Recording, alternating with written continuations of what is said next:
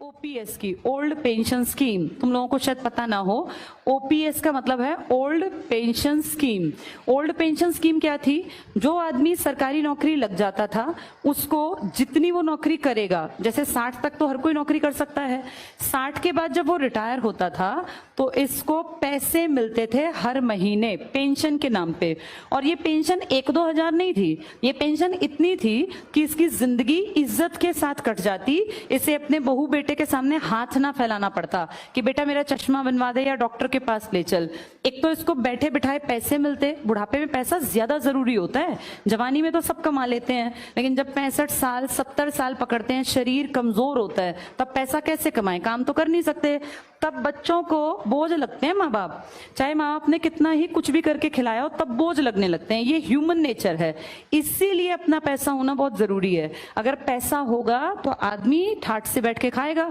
और आदमी जो पेंशन वाले थे ना, इनको सिर्फ पेंशन नहीं, इनको इसके साथ साथ हेल्थ के ऊपर भी सरकार एक श्योरिटी बना के देती थी कि आपको या आपकी वाइफ को, बच्चों को नहीं। बच्चे 21 साल के बाद कवर नहीं होते। किसी का बेटा अगर 22 साल का है तो फिर वो पेंशन वाले लोग जो है ना, ये इसका इलाज नहीं करा सकते, उसके लिए पैसे देने पड़ेंगे, अपना कमा खा। उसके बच्चों को थोड़ी ना सरकार खींचती जाएगी। लेकिन वो जो भी आदमी है और जो उसकी वाइफ है, इन दोनों का सारा मेडिकल का खर्चा सरकार उठाती थी। अगर ध्यान से देखा जाए तो ये बहुत जरूरी और बहुत अच्छी बात थी।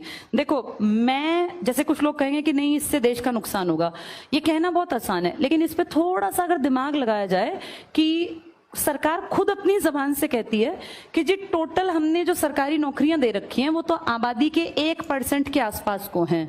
तो 1% के आसपास ही तो लोग मांग रहे होंगे पेंशन, फिर क्या दिक्कत है? 50% तो तुम मानते ही नहीं कि लोग काम करते हैं सरकारी। और अगर मान लो हम कहते हैं, ये इनका कहना है आजकल मंत्रियों का इन सबका, कि ओल्ड पेंशन स्कीम से देश को बड़ा नुकसान होगा। तुम जो इतने खर्चे करते हो फालतू के, इतने गबन करते हो, इससे नुकसान नहीं होता। और अगर नुकसान होता है तो हमारे एमएलएस को, हमारे एमपीज को, हमारे CM, PM, president of India, vice president of India, इन सबको क्यों मिल रही है पेंशन अब भी? अगर बंद ही की है, ये भी तो आम ही आदमी होंगे ना, ये कोई ऊपर से उतरे हुए कोई भगवान के दूत तो है नहीं, ये भी आम लोगों में से ही हैं। अगर सब आम लोगों की पेंशन दुखी करती है, देश के कंधों पे बोझ ज्यादा डलता है, देश बड़ा कमजोर हो जाता है, देश टिक नहीं पाएगा, तो फिर इनकी पेंशन क्यों दी जा रही है? और आम आदमी की पेंशन कितनी थी? 20,000, 22,000, 25,000, जिसमें जीवन कटता है, कोई महल नहीं खड़े होते पेंशन के पैसों से। इनकी पेंशन अगर तुम सुन लोगे तुम्हें चक्कर आ जाएगा, क्योंकि इनके लिए पता क्या कर रखा है? आम आदमी जिंदगी भर काम करे, 40 साल, अगर 20 में नौकरी लगा 40 साल, तो पूरी जिंदगी की एक पेंशन। और इनको एक दिन अगर कोई एमएलए बन गया तो पूरी जिंदगी की पेंशन, एक दिन की। अगर वो दोबारा बन गया इलेक्शन जीत के तो 2 बार की पेंशन। अगर वो 5 बार बन गया एमएलए तो 5 बार एमएलए की पेंशन।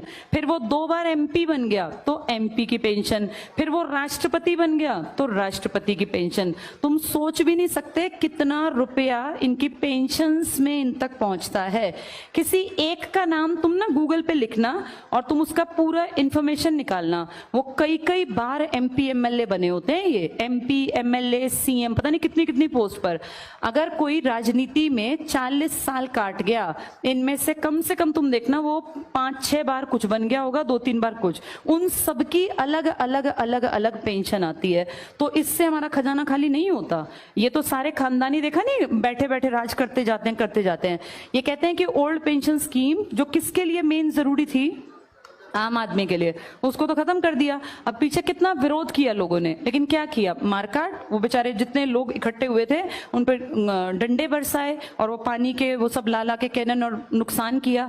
जैसे अगर ध्यान से देखा जाए, ठीक है खत्म कर दो, फिर इनकी भी तो खत्म करो ना। ये तो और बोझा डाल रहे हैं। ये तो एक आदमी 4 पेंशन खा रहा है, वहां बेचारे 40 लोग मिलके इतनी नहीं लेते होंगे जितना ये एक आदमी खा जाता है। तो इसका भी तो कोई हिसाब किताब हो। ये क्वेश्चन उठने चाहिए जब डेमोक्रेसी की बात हो, जब लोकतंत्र की बात हो। इसीलिए तुम्हारा पढ़ना जरूरी है, ताकि तुम्हें ये बातें पता चलें।